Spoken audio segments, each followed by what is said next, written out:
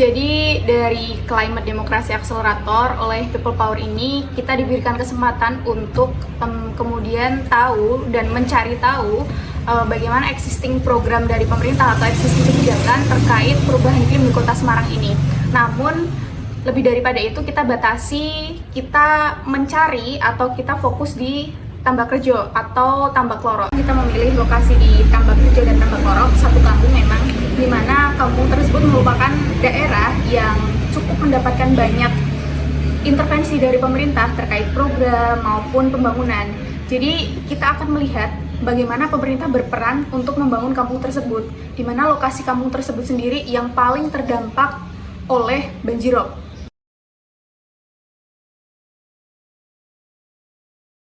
Berarti untuk partisipasi masyarakat sendiri selain relawan ada nggak? Ada.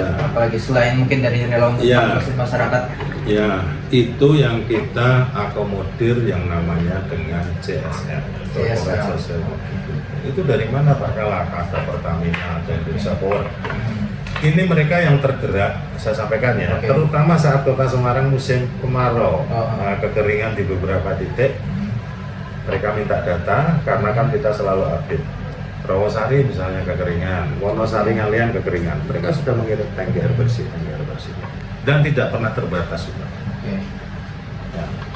Oke, kita coba ngomong. Kalau untuk masalah ini, mungkin pengaduan dari masyarakat atau mungkin masyarakat yang ingin meminta informasi segala macam itu dari PPD sendiri seperti apa? Apa tetap membuka untuk kayak informasi kebencanaan untuk pengaduan dan segala macam, data kasus segala macam, terus mungkin kita ngomongnya bagaimana mekanismenya?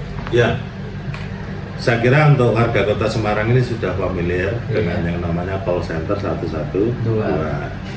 Ada grup Mix Semar, ada Bankom, ada info kebencanaan. Jadi nggak perlu langsung mereka harus birokratis ke BPBD bersurat, enggak. Kami ini kan punya tim Pusdatin, itu yang selalu tiap hari memonitor medsos. Misalnya nih ada pohon tumbang dekat-dekat sini, atau ada kejadian longsor, langsung diteruskan ke bidang 2 tadi.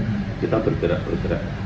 Makanya saya bersyukur di akhir Desember 2024, OPD BPBD Kota Semarang ini termasuk instansi yang pas respon relatif baik, 4 besar di Kota Semarang.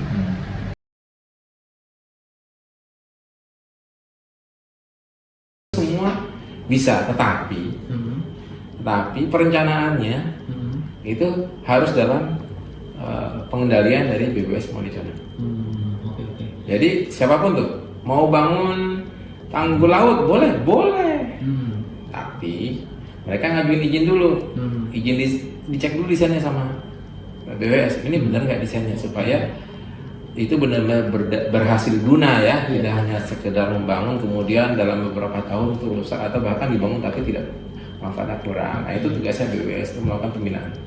Jadi kenapa sih kita mengangkat isu tentang social audit ini, terutama dalam isu climate change? Karena kita sendiri melihat dari Kota Semarang sendiri, terutama di pesisir utara Semarang sendiri sebagai salah satu wilayah yang paling terdampak akibat dari kondisi perubahan iklim. Fenomena yang terjadi di pesisir utara sendiri itu yang paling sering dikeluhkan oleh masyarakat pesisir itu terkait dengan kita melakukan FGD, kita melakukan survei, wawancara dengan masyarakat, dengan beberapa instansi pemerintah yang dalam tanda kutip ikut berperan dalam konteks penanganan.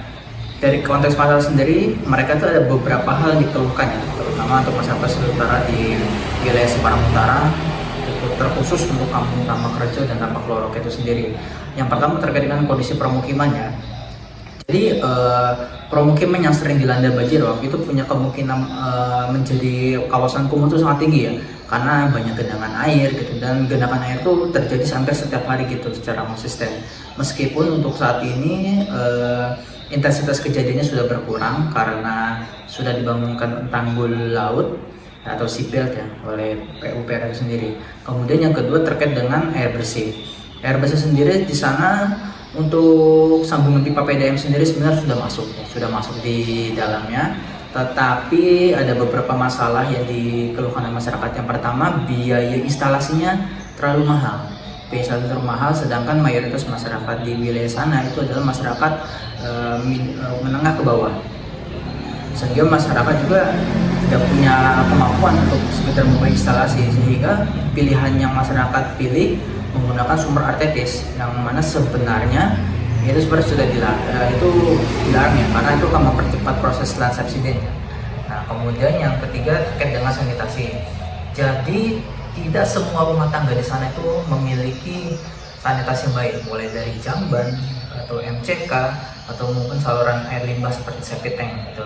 Kenapa banyak rumah tangga yang dalam tanda kutip yang tidak memiliki sanitasi yang baik ya? Karena kejadian land subsidence ini menurunkan kontur permukaan tanah. Jadi banyak rumah-rumah di sana juga tuh yang airnya tenggelam gitu, tenggelam karena proses land subsidence.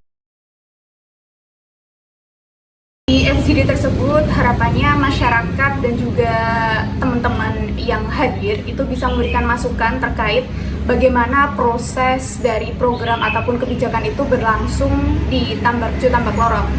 Apakah sudah sesuai atau belum? Kemudian masukan-masukan dari mereka kita sampaikan ke dinas-dinas terkait yang punya program dan juga kebijakan.